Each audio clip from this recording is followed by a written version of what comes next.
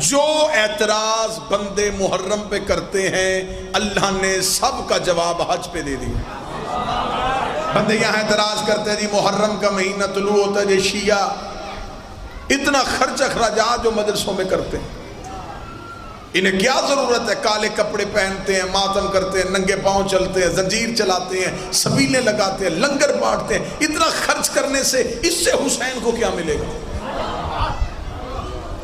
بندے پوچھتے ہیں مولوی صاحب کیا کرنا چاہیے؟ وہ کہتے ہیں بہتر ہے قرآن پڑھو، کربلا والوں کو بخشو، نمازیں پڑھو، کربلا والوں کو بخشو۔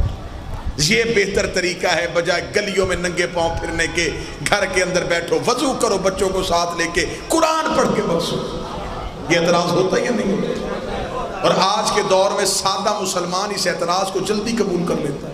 وہ کہتا بات ٹھیک ہے، اپنا خون نکالنے سے، گلیوں بازاروں میں پھرنے سے کیا ملے گا؟ قرآن پڑھ کے بخشیں۔ اس کا پہلا جواب میں دینے لگا ہوں، قرآن ہمیشہ اسے پڑھ کے بخشا جاتا ہے جو خود مرنے کے بعد نہ پڑھ سکے۔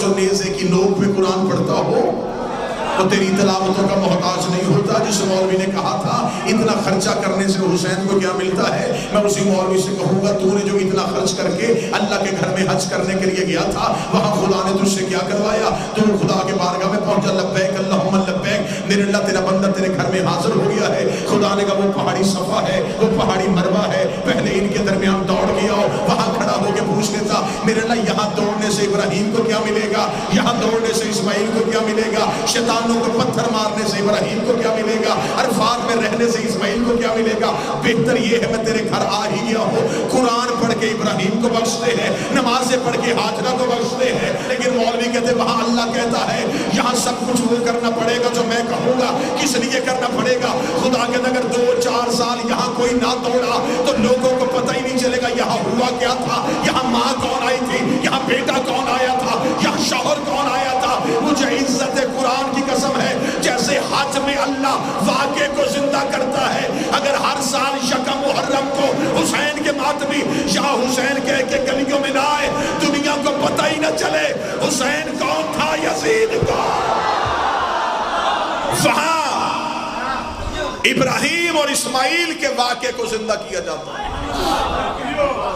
محرم میں حسین ابن علی کے واقعے کو زندہ کیا۔ حج پورا یاد ہے ابراہیم اور اسماعیل، محرم پورا یاد ہے حسین ابن علی۔